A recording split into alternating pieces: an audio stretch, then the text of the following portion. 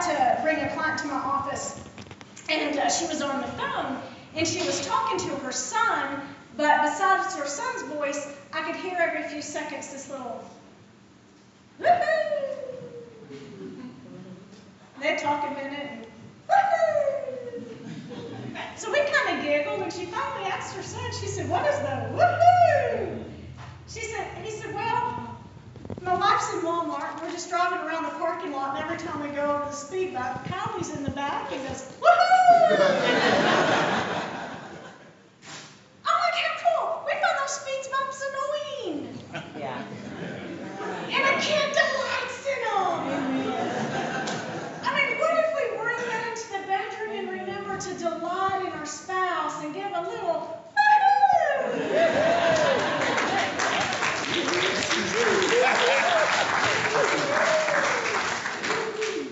And just let our spouse know we love being there. Amen.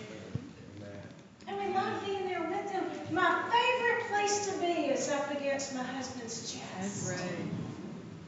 And the coolest thing about that is wherever we go, it's there. Yeah.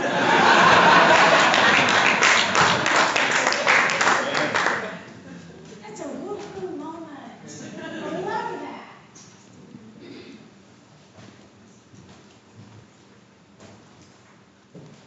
So how do we keep this going on continuously? I want to take you to the separate sheet. There's a picture of a wheel, kind of looking wheel. And I want us to talk through this because, a lot of times we think of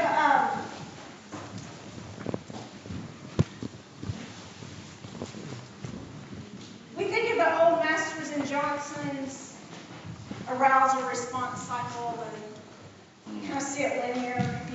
You got excitement, you got a little bit of arousal and plateau, and then orgasm, and then resolution. Christopher McCluskey, the author of the book that's back there, When Two Become One, he came up with this idea of, that's just so linear. It has a beginning, it has an end, but what if we looked at our love-making cycle as something that is continuous and keeps going?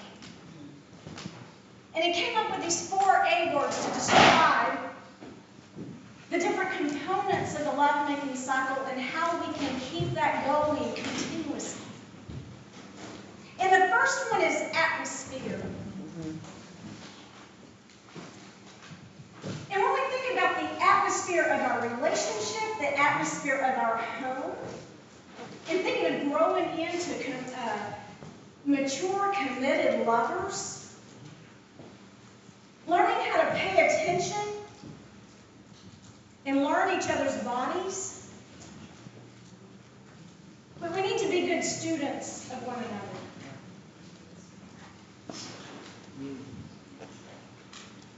Yesterday, Yolanda mentioned about teachable moments. We need to always be teachable by our spouse. Learn from them. Now, I'm going to say something here that I think probably one of the saddest things in our society, and that I deal with so often in working with the couples that have been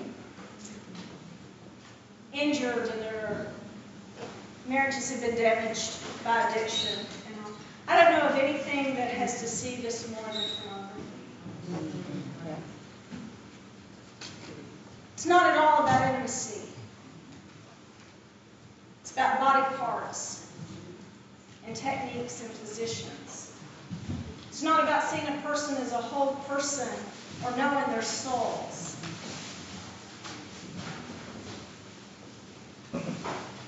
And I work with women addicts as well. I've worked with a girl as young as 9 that's already addicted to porn. So 11, 12-year-old little boys. But what I think it does to us sexually, it's kind of arrested development. Instead of allowing us to grow past and beyond our own desires and our own satisfaction, it makes it about my desires ought to be met now, however I think be able to be met. Whatever arouses me and pleases me, that's what I'm good for. That's what I'm in for. And I just to challenge you, if that's been a part or anything, get that out of your atmosphere. Yeah. That's good. Keep it at bay. It will only steal, kill, and destroy you. Amen.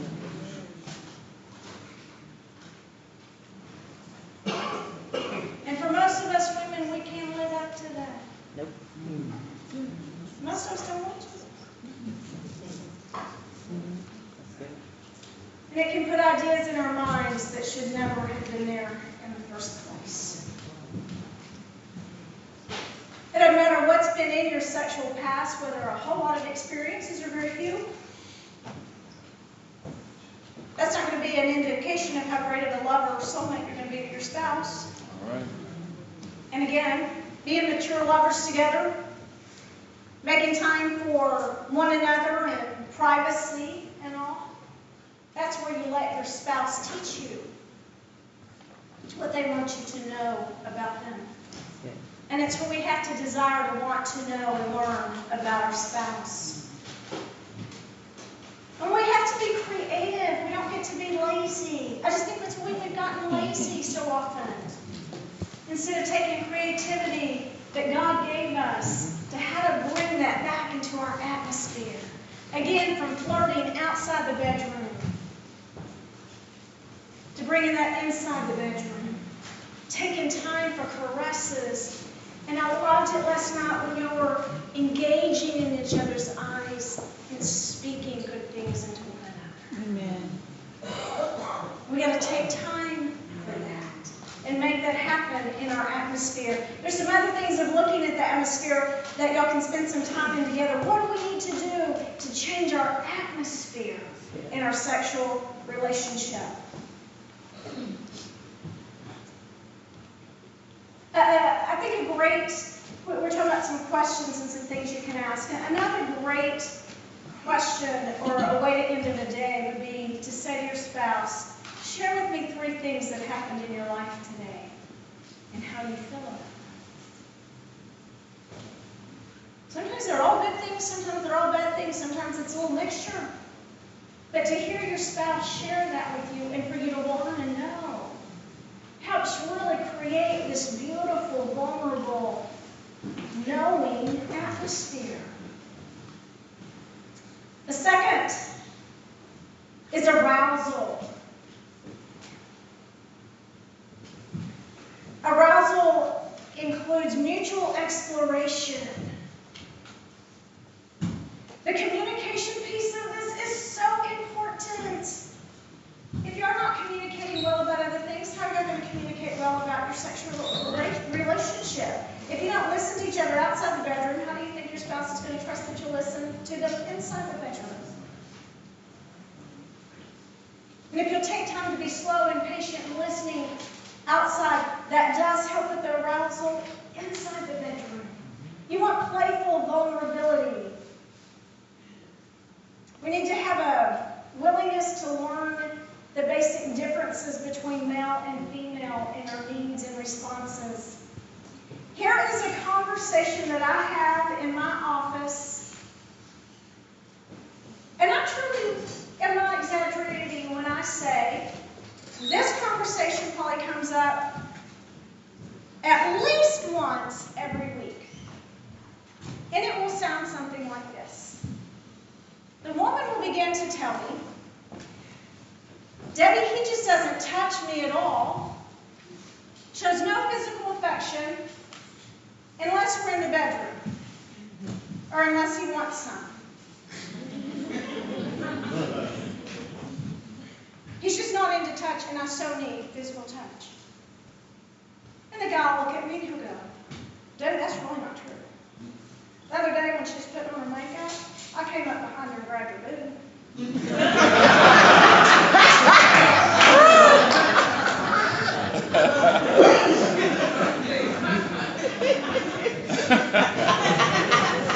said she likes physical touch, but she got mad at me.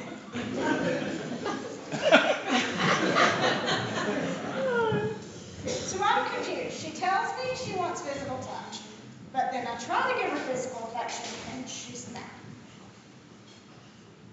And she'll look at me and go, he thinks that's foreplay. And I'll look at him and he'll go, yeah. So here's what I've learned. That's not foreplay for women. Now, there may be one of you in here that goes, oh, Debbie, I really love that. And that's cool. But I've not met that woman yet, because most say that makes me feel groped on or grabbed or like an object or a piece of meat or just something for him to grab.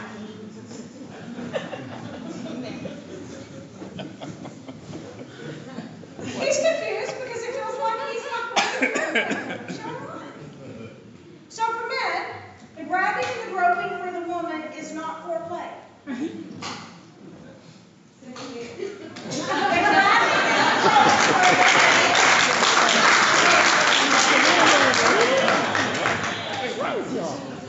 is not foreplay.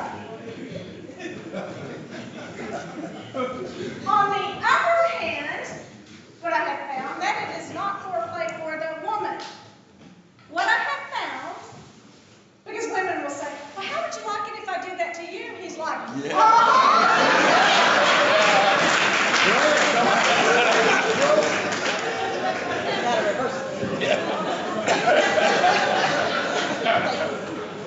So women,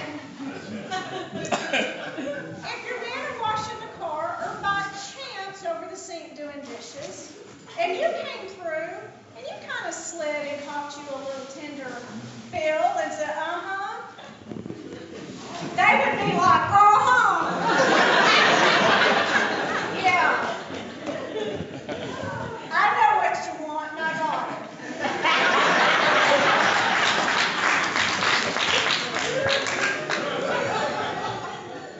So women, grabbing and groping and calling and feel is often foreplay for men. Yeah, that's good. That's good. That's good. So men, if your wives are saying, I don't like that, then say, then what do you like? How can I learn to touch you outside of it? That's good. Yeah.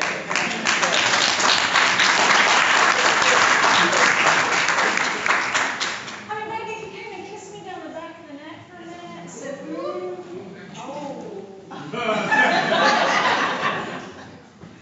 or curled up behind her, just kissed her on the back of the shoulders and lay tight, not with any expectation.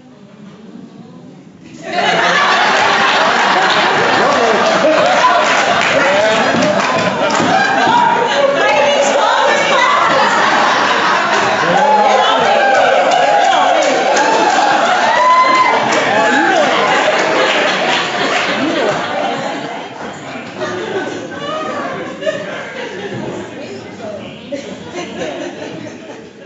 Men, what we have to understand is remember those basic differences. The majority of your sex organs are outside. Yeah. The majority of ours are tucked in. Yeah. And that means for us too, it takes a little longer for that desire and arousal That's to good. build. That's good. That's good. Another frequent conversation that will take place in my office is like, Debbie, oh my gosh, I don't even get to think about whether I desire sex or not. It's like he asks every day. It's like he wants sex every day. And he's like, well, if I didn't answer, she would never think about sex. She would never want sex. Then I talked to them together. It's really not true. They really wanted about the same. He's asking every day because he's afraid if there's a day he doesn't ask, that's when she would have said yes.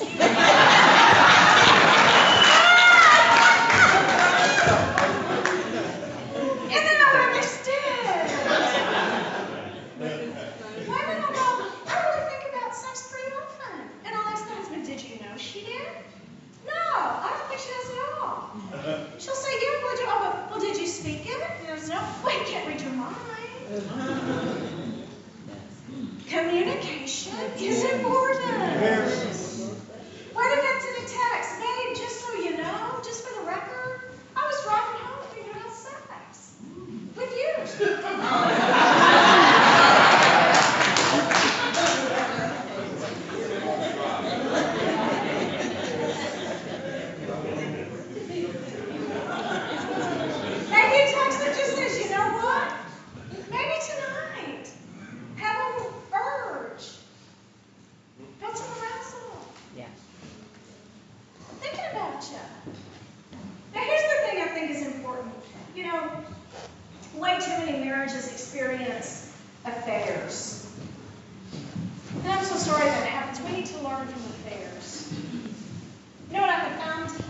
about couples that get, or the parties that get involved in affairs. They take time to be creative. They send texts. They can't wait to talk to each other. They reach out. They go the extra mile. They get risky. If you're not flirting with your spouse, you're flirting with disaster. Or are we not creatively flirting and texting with our spouse? And anticipating when we see them call instead of going, yeah? Going, hey, babe. What'd you want? I said, hey, I get to talk to you. Can't wait for you to come home. That voice-to-voice part of intimacy is even important. So looking at what needs to take place in this arousal part of God's relationship, how do we become more playful and vulnerable, and how do we have mutual exploration? Paying attention to the senses. Oh my gosh, God designed us with 5 senses. We need to pay attention to smells. And then, we women are more sensitive to those. Yeah, I love it. Sounds. What do you like to hear? What is sensual and sexual about what you like to hear? What about touch? What kind of touch do you enjoy?